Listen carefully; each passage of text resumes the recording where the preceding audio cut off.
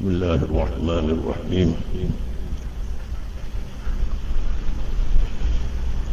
الحمد لله رب العالمين والصلاة والسلام على سيدنا محمد وعلى آله وأصحابه أجمعين أما بعد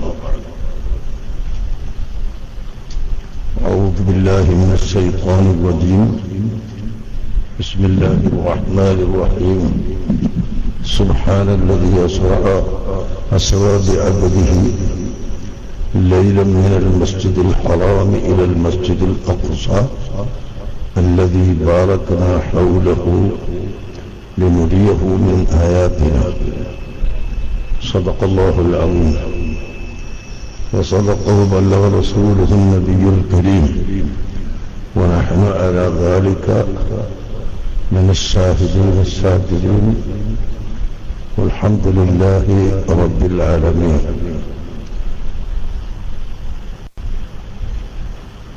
قال رسول الله صلى الله عليه وسلم من صلى علي صلاة واحدة صلى الله عليه بها 10. صدق الله العظيم صدق رسول الله صلى الله عليه وسلم. بلغ العلا بكماله كشف الدجى بجماله حسنت جميع خصاله صلوا عليه وآله. ബഹുമാനപ്പെട്ട സയ്യിദ് സൈനുൽ ആബിദീൻ തങ്ങൾ, സയ്യിദ് അലി ബാഫഖി തങ്ങൾ, സയ്യിദ് ഹുസൈൻ തങ്ങൾ, സയ്യിദ് അബൂബക്കർ തങ്ങൾ, മറ്റ് സാദാത്തുക്കൾ, മുതഅല്ലിമുകൾ, സഹോദരങ്ങളെ, സുഹൃത്തുക്കളെ,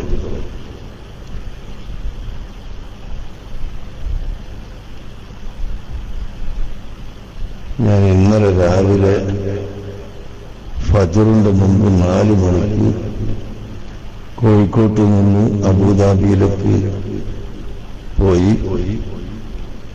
രാത്രി 4 മണിക്ക് അവിടുന്ന് ഇങ്ങോട്ടും പുറപ്പെട്ടു. ഇന്ന് രാവിലെ 9:30 മണിക്ക് കോഴിക്കോട്ടെത്തി.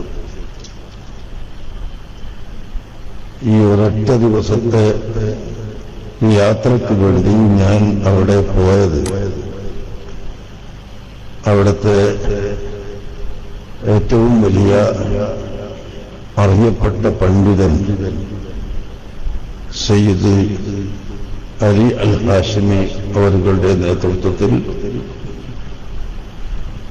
അബുദാബിയിലെ മന്ത്രിമാരും വലിയ വലിയ പ്രഗത്ഭരായ വ്യക്തികളും പണ്ഡിതന്മാരും പങ്കെടുക്കുന്ന ഒരു മൗലിദ്, അതിനുവേണ്ടി മാത്രം ഞാൻ പോയതാ.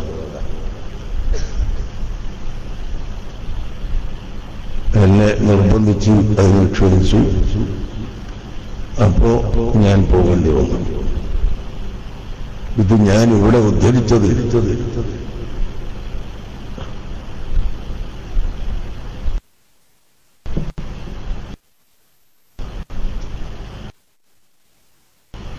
നബിഘോഷം നടത്തൽ ഇത് അനിസ്ലാമികമാണ് എന്ന് പറയുന്ന ചുരുക്കം വിവരം കുറഞ്ഞ ആളുകൾ ഇന്നും നമ്മുടെ നാട്ടിൽ ഉണ്ട്. പക്ഷേ ഒരു കാര്യം നമുക്ക് സമാധാനിക്കാം. കേരളത്തിൽ മാത്രമാണ് ഈ മൗലിദ് പാരായണം നടത്തുന്നത്, ഇങ്ങനെ മൗലിദ് പരിപാടികൾ നടക്കുന്നത് വേറെ എവിടെയും ഇല്ല എന്ന് പറയുന്ന ആളുകളായിരുന്നു ഇവിടുത്തെ പുത്തൻവാദികൾ. എന്നാൽ ഇന്ന് ആ പരിപ്പ് വേവൂല. കാരണം നമ്മുടെ കയ്യിലുള്ള ടെലിഫോണുകൾ നോക്കിയാൽ, നെറ്റ് ഉള്ള ഫോണുകളിൽ നോക്കിയാൽ കാണാൻ കഴിയും മക്ക, മദീന, മിസ്ർ, ബഗ്ദാദ്, മഗ്രിബ്, മൊറോക്കോ,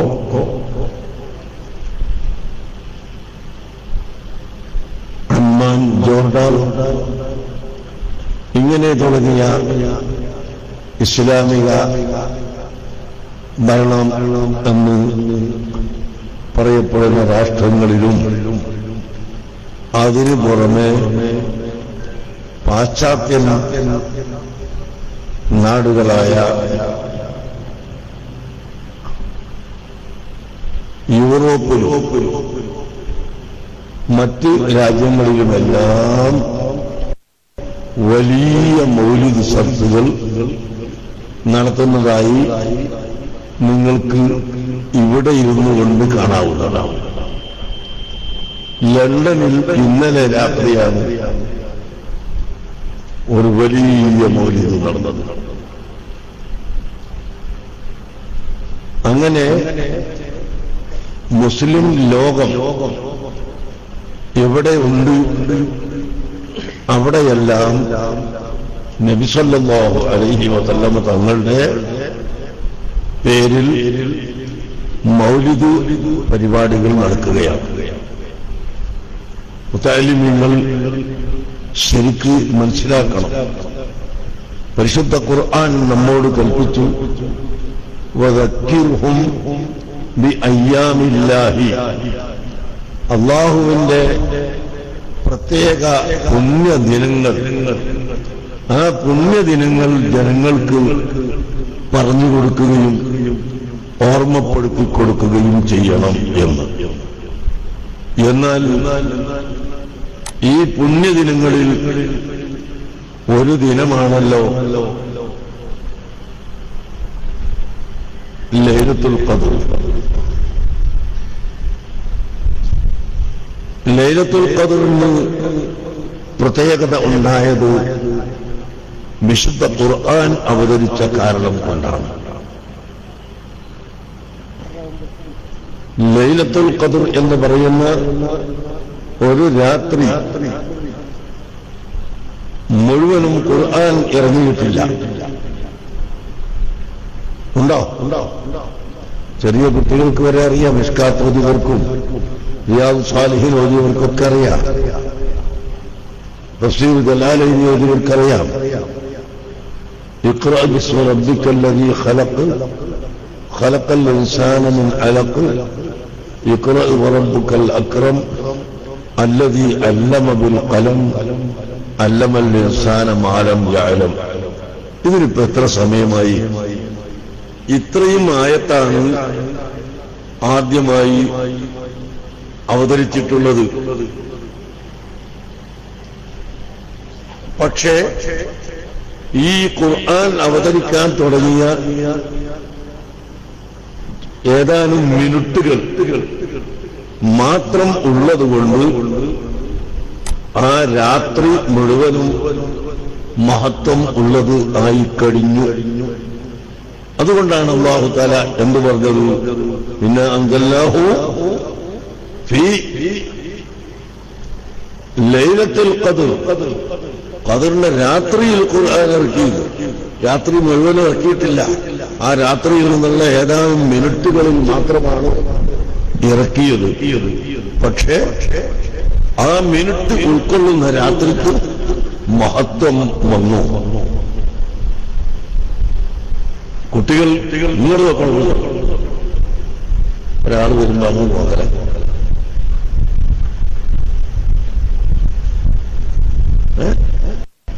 എന്തോ അത്ഭുതമുള്ള സാധന. ഒരു വിഷയം പറയുമ്പോൾ അത് ഗൗരവമായിട്ട് മനസ്സിലാക്കണം.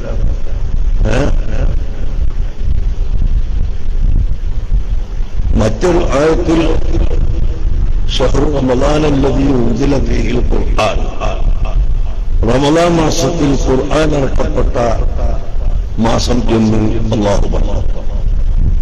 ഈ മാസത്തിന് പൂർണ്ണമായി മഹത്വം ഉണ്ടായത് നേരത്തെ പറഞ്ഞ ആ ലൈലത്തുൽ ഖദ്ർ ഈ മാസത്തിൽ ആയതുകൊണ്ടാണ്.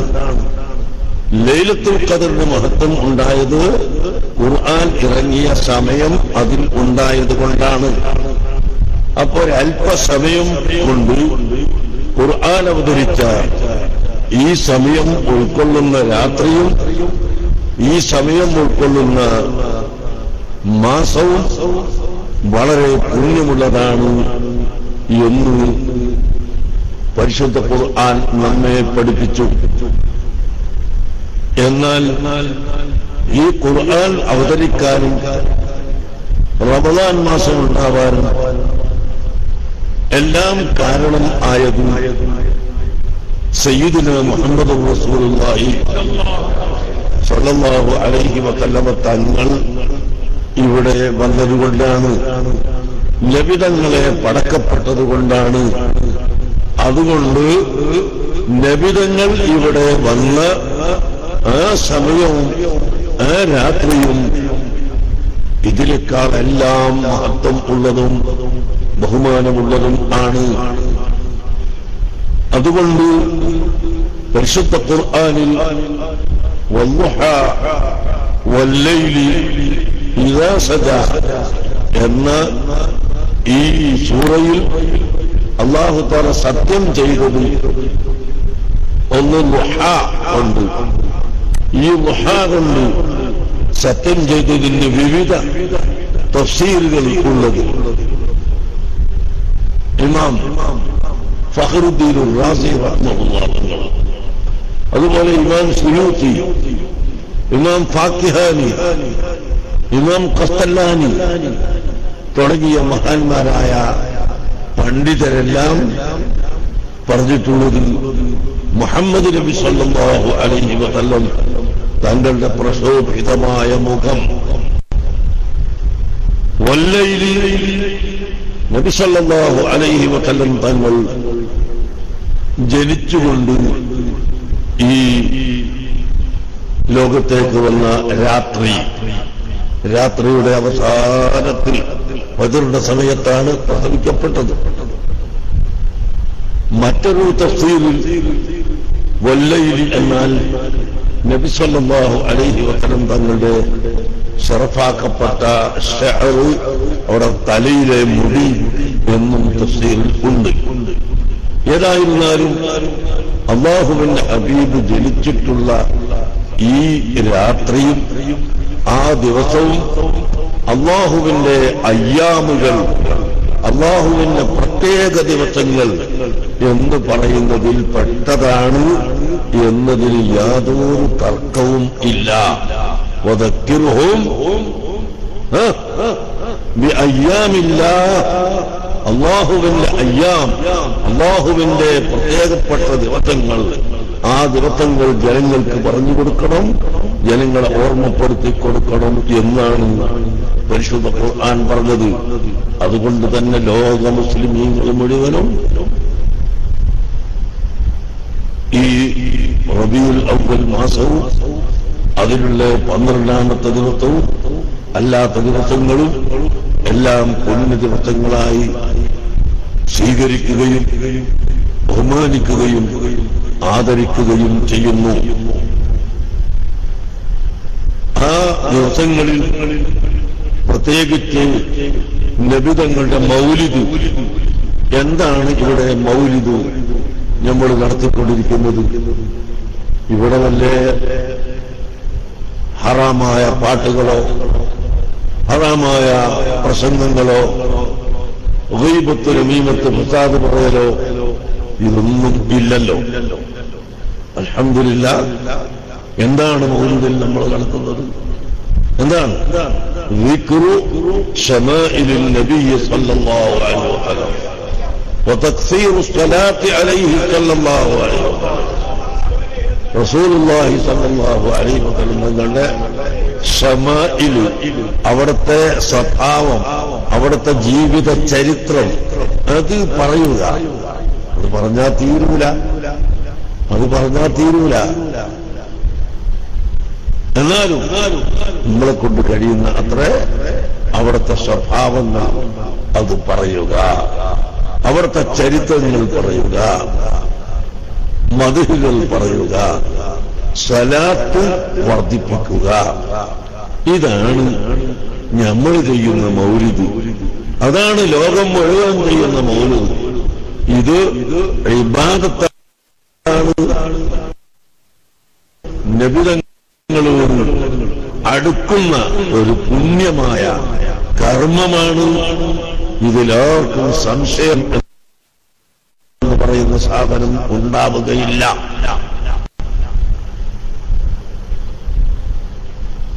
അൽഹംദുലില്ലാഹ്. ബഹുമാനപ്പെട്ട സൈനുല്ലാബിദുള്ളവരോട് ഞാൻ പണ്ടൊക്കെ ചോദിക്കാൻ, തങ്ങൾ ഇങ്ങനെ കൊയിലാണ്ടി വിട്ടിട്ട് തങ്ങന്മാരെ ഇടയൊന്നും അങ്ങ് ഒറ്റപ്പെട്ട സ്ഥലത്ത് പോയി കൂടിയതൊന്നും പണ്ട് ചോദിക്കാൻ ഇപ്പോഴല്ല. ഇപ്പോഴല്ലാന്ന് പറയാൻ കാരണം അന്ന് കൊയിലാണ്ടിയിൽ തങ്ങന്മാര് ധാരാളമുണ്ട്. അപ്പൊ അവിടുന്ന് പിന്നെന്തിന് തങ്ങളും കേട്ടുപോകുന്നത് ഇങ്ങനെ തമാശക്കാണെങ്കിലും കാര്യത്തിലാണെങ്കിലൊക്കെ ചോദിക്കാറുണ്ടെങ്കിലും പിന്നീട് അതിന്റെ ഹിക്മത്ത് ഇങ്ങനെ മനസ്സിലാക്കി നോക്കുമ്പോ ഹിക്മത്ത് മനസ്സിലാക്കി നോക്കുമ്പോ അള്ളാഹുവിന്റെ പണി അങ്ങനെ അള്ളാഹുവിന്റെ ദീന് പ്രചരിപ്പിക്കാനും അള്ളാഹുവിന്റെ ഹബീബിന്റെ മദ്ഹ് പറയാനും പഠിപ്പിക്കാനും അതുപോലെ ദിക്റുകൾ ചെല്ലുന്ന സലാത്ത് മജ്ലിസ്, ദിക്റ് മജ്ലിസ് ഇത് സംഘടിപ്പിക്കാനൊക്കെ അല്ലാഹു തആല ഓരോരുത്തർ തെരഞ്ഞെടുത്തു. ആ തെരഞ്ഞെടുക്കുന്ന ആളുകൾ ഓരോ സ്ഥലത്തേക്ക് അയക്കും. മമ്പർത്തെ തങ്ങളെ അല്ലാഹു തആല യമനിൽ നിന്ന് അവിടെ കേരളത്തിലേക്ക് ഇങ്ങോട്ട് അയച്ചതല്ലേ. മമ്പർത്തെ തങ്ങള് കേരളക്കാരനല്ല, യമൻകാരനാണ്. അവിടുന്ന് കേരളത്തിലേക്ക് അയച്ചു.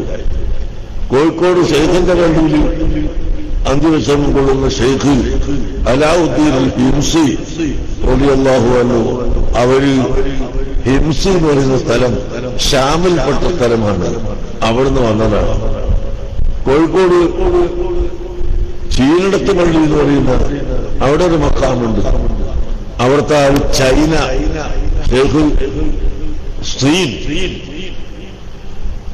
അതാ ചീനടത്തുണ്ടായത് ചൈനക്കാരനാണ്. ചൈനയിൽ നിന്ന് ഇവിടെ വന്ന് ഇസ്ലാം മതം പ്രചരിപ്പിച്ചു. അങ്ങനെ ചൈനയിൽ നിന്നും ഹബശയിൽ നിന്നും മറ്റ് പല നാടുകളിൽ നിന്നും ലോകത്തിന്റെ നാനാ ഭാഗത്തേക്കും പോയിട്ടാണ് ഇസ്ലാം മതം പ്രചരിപ്പിക്കുകയും പഠിപ്പിക്കുകയും ചെയ്തു. അപ്പൊ ഞാൻ മനസ്സിലാക്കുന്നത്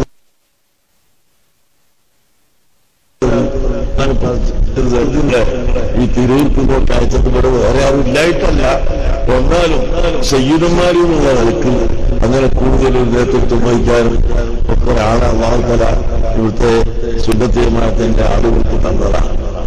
അതുകൊണ്ട് ഇപ്പോ ഈ മൗലിദുണ്ടായില്ലേ, ഈ മജ്ലിസ് ഉണ്ടായില്ലേ, മുതഅല്ലിമീങ്ങൾ ഒരുമിച്ചുകൂടി റസൂലുള്ളാഹിന്റെ മദ്ഹ് പറയുന്ന, മുഅ്മിന ചെല്ലുന്ന, അശറത്ത് ചെല്ലുന്ന ഈ മജ്ലിസുകളൊക്കെ ഒരുമിച്ച് കൂടിയപ്പോ ഇത് ഈ കൂടിയ ആളുകൾക്ക് മാത്രമല്ല, ഈ നാട്ടുകാർക്ക് മുഴുവനും ഇതിന്റെ ബർക്കത്തുണ്ട്. ഇതിന്റെ ബർക്കത്ത് ഈ പരിസര പ്രദേശത്തുള്ള മുഴുവൻ ആളുകൾക്കും ലഭിക്കും. അത്രയും പുണ്യമായ കാര്യമാണ്. അല്ലാഹു സുബ്ഹാനഹു വ തആല ഈ മജ്ലിസും അതുപോലുള്ള നമ്മുടെ പ്രവർത്തനങ്ങൾ കബൂൽ ചെയ്യുമാറാകട്ടെ. അല്ലാഹു പൊരുത്തപ്പെട്ട കൂട്ടത്തിൽ നമ്മളെ എല്ലാവരെയും ഉൾപ്പെടുത്തി തരട്ടെ. ബഹുമാനപ്പെട്ട സയ്യിദന്മാരുടെ പിന്നിലായി സുന്നത്ത് ജമാഅത്തിന് വേണ്ടി പ്രവർത്തിക്കാൻ അല്ലാഹു നമുക്ക് തൗഫീഖ് നൽകട്ടെ. നമ്മുടെ എല്ലാ ഹലാലായ ഉദ്ദേശങ്ങളും അല്ലാഹു തആല സാധിപ്പിച്ചു തരട്ടെ. മുതഅല്ലിമീങ്ങൾക്കൊക്കെ നല്ല നാഫിയായ ഇൽമിനെ അല്ലാഹു തആല ഏറ്റിത്തരട്ടെ. നമ്മൾക്ക് എല്ലാവർക്കും അല്ലാഹു തആല നാഫിയായ ഇൽമിനെ തഖ്വനെയും ഏറ്റിത്തരുമാറാകട്ടെ. എല്ലാ രോഗങ്ങളും അള്ളാഹു തആല ശിഫയാക്കട്ടെ. നമ്മളിൽ നിന്ന് മരിച്ചുപോയ മാതാപിതാക്കൾ, കുടുംബങ്ങൾ, ബന്ധുക്കൾ, പ്രിയക്കാർ എല്ലാവർക്കും അള്ളാഹു തആല മഗ്ഫിറത്ത് നൽകി അവരുടെ ഖബറിനെ സ്വർഗ്ഗമാക്കി കൊടുക്കണം. അവരെയും നമ്മളെയും അള്ളാഹു തആല ഹബീബായ നബി സല്ലല്ലാഹു അലൈഹി വസല്ലം താങ്കളുടെ ഹൗദുൽ കൗസർ ലഭിക്കുന്ന കൂട്ടത്തിൽ പെടുത്തി തരുമാറാകണം. അവിടുത്തെ ശഫാഅത്തിന്റെ അർഹതയിൽ അള്ളാഹു തആല നമ്മളെ ഉൾപ്പെടുത്തി തരട്ടെ. അവിടുത്തെ ജിവാറിൽ ഒരുമിച്ച് കൂടാൻ അള്ളാഹു നമുക്ക് തൗഫീഖ് നൽകട്ടെ. اللهم أرنا الحق حقا وارزقنا اتباعه وأرنا الباطل باطلا وارزقنا اجتنابه. توفنا مسلمين وألحقنا بالصالحين. اللهم اشفنا واشف مرضانا وارحمنا وارحم موتانا يا أرحم الراحمين.